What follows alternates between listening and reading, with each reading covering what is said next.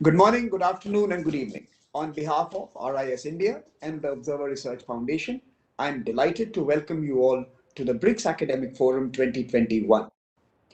We are also delighted to host India's External Affairs Minister, Dr. S. Jaishankar, who will be speaking to us in a few moments. This journey, the BRICS journey, is 15 years old, and it has to rededicate itself to building the post-pandemic world, to shaping the post-pandemic development architecture, and ensuring an equitable and plural world order. We at the BRICS are deeply grateful for the assistance we have received from the Ministry of External Affairs, from Mr. Sanjay Bhattacharya, from Mr. P. Harish, and their team to make all of this possible. We are also grateful to the support we have received from the BRICS communities across the BRICS countries, and we remain committed to working with them to putting out ideas, solutions, and research that is going to guide the future of our evolution. In the lead up to the BRICS Academic Forum, we have had an intense year. Our work at the academic track has been guided by four critical themes: multilateralism and its reform, and indeed its reinvention; digitalization, and what does it mean to have digital societies in a new world order. We, of course, have focused a lot on international security with the emphasis on a common menace, terrorism, and how to counter it and work together to respond to the challenge of terror. And of course, climate change and the Sustainable Development Goals beckon us and indeed seek BRICS leadership to achieve those important human objectives. In the run up to the academic forum, we have already met as a community frequently. We have had 7 intense discussions. Many of the outcomes of the discussions are shaping the agenda for this particular event. One of our main focuses has been on gender-led recovery, on gender-led growth, and on ensuring women participate in putting together the pieces of our multilateral future. These academic dialogues saw participation of over 100 experts from across the BRICS communities, from think tanks, from universities, from research councils, and indeed from government institutions as well. We had rich deliberations. Most of them are available on the ORF BRICS web portal that we have put together for this year and for the Indian presidency. Please do log into that portal and gain insights into these discussions, download important research papers, and read the commentaries that we have put together. ORF is delighted to release 2 dedicated publications to the BRICS process this year: The Future of BRICS and The Road to the BRICS Academic Forum are rich encyclopedic publications that collect views and perspectives from around the BRICS countries on key issues that concern us all. Please do log into our website to access these publications as well. Over the course of the 4 days at this academic forum, we will hear from 80 experts from BRICS countries. They will share their thoughts, suggestions, ideas, and indeed recommendations for our leaders on important sectors and themes that we engage with. At the end of the process, the BTTC, the BRICS Think Tank Council, shall sit together, shall glean through the number of ideas that would have been produced in the academic track, and will put together a set of recommendations that shall be handed over to the Indian Sherpa for the consideration of the BRICS leaders under the formal track. In the past, the academic discussions have yielded significant result. The New Development Bank, the CRA, are all products of these academic deliberations, and I'm confident that what we discuss over the next 4 days will shape the BRICS agenda for the future. We are very grateful to all our BRICS colleagues from the BRICS countries for their support and for being with us digitally in these difficult times. It is also important to recommend and congratulate the Russian presidency, who presided over the BRICS at a difficult period. I am sure that irrespective of distances, a closer digital BRICS will ensure that its voice is significant and its impact is substantial. We, the BRICS academic community, would like to congratulate the Indian presidency and the Indian Sherpa for all the work that has already gone into making this a very successful and productive year. We are looking forward to hearing from the BRICS Sherpa, Mr. Sanjay Bhattacharya, at the concluding session of the academic forum. And we want to thank once again Mr. P. Harish and his team at the MEA for the wonderful work that has already gone into this significant and substantial BRICS program. So let me conclude by once again welcoming you all to the BRICS Academic Forum. I'm sure you'll find the next 4 days useful and rich with ideas. Let me thank all my colleagues, and let me wish all of them a very rich 4 days of debates, discussions, and deliberations. With this, I am delighted to welcome Dr. S. Jaishankar, the External Affairs Minister of India, to deliver the inaugural address. Dr. Samir Saran, Dr. Sachin Chaturvedi, dear friends. In 2021, BRICS turns 15. In human terms, this is young adulthood with thought shaped and a worldview concretized, and with a growing sense of responsibilities. As such, India's presidency of BRICS comes at such an inflection point for this grouping. But the context is important for the global system as well. This is most tellingly felt in the pandemic that has devastated economies and societies. The juncture then is pregnant with challenges as well as opportunities. The role of the BRICS countries, of the ideas, strategies, and policies they contribute has never been so apparent. The birth of BRICS was an implicit recognition that the post-war order had peaked. Emerging economies needed to step up to craft a new developmental framework.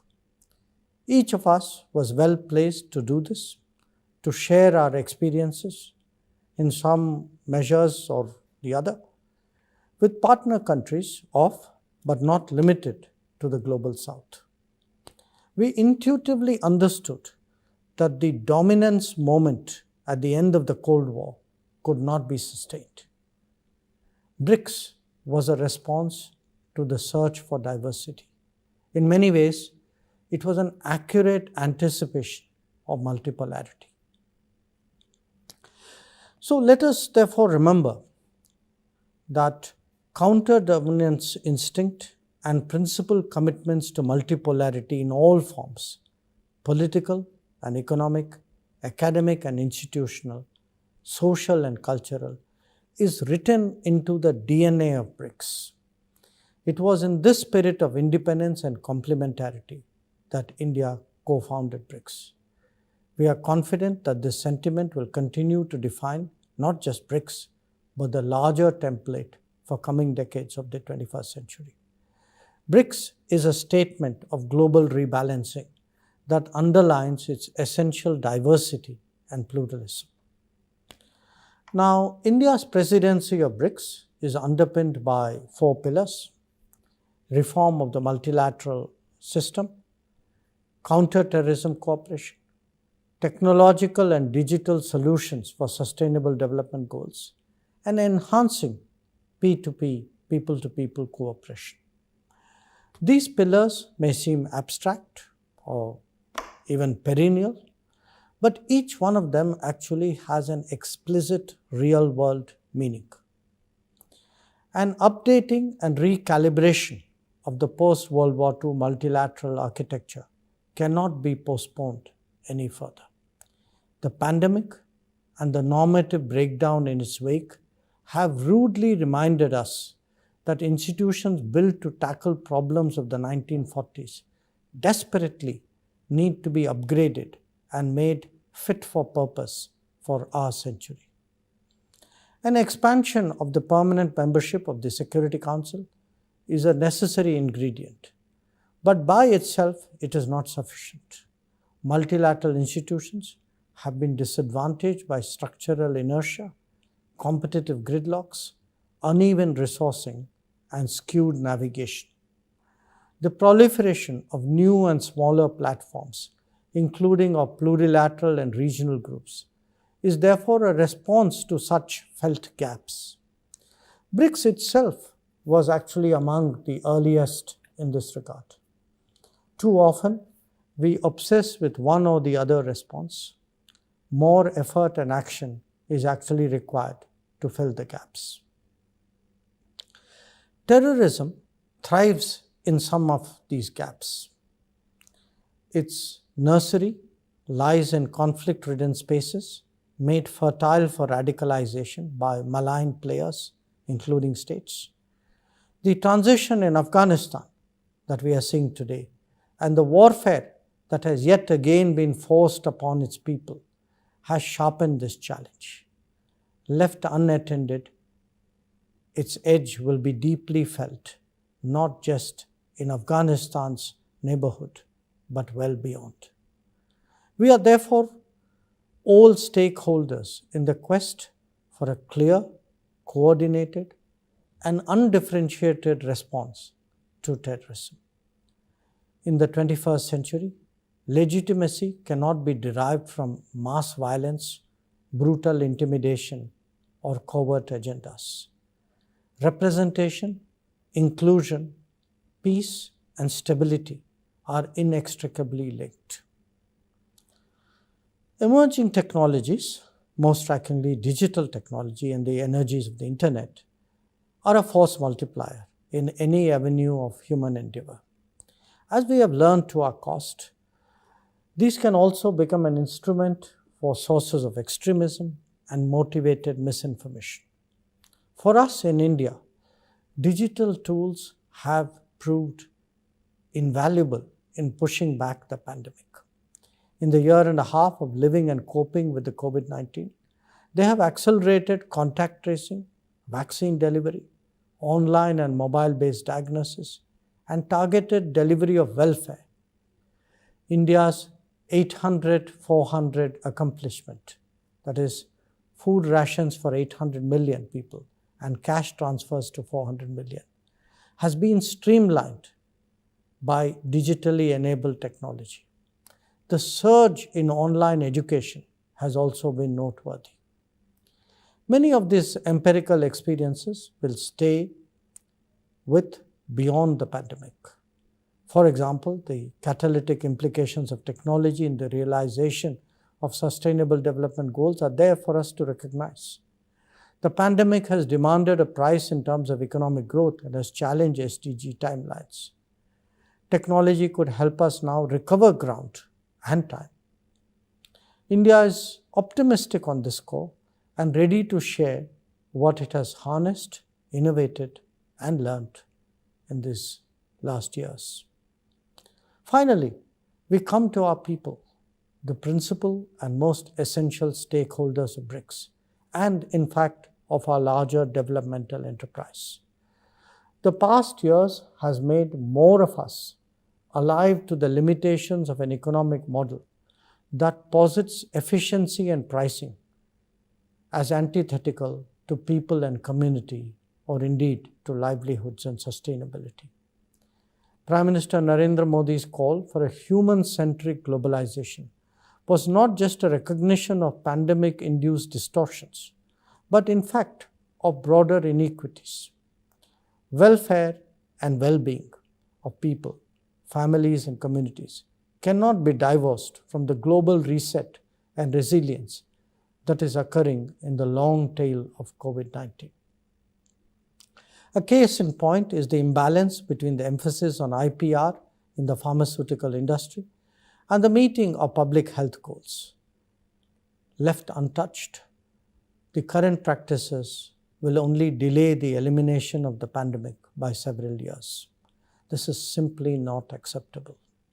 But beyond health is a larger economic lesson for the world from the pandemic. The creation of more reliable and resilient supply chains is vital to infuse greater confidence in the global economy and, in fact, to de-risk it from future pandemics.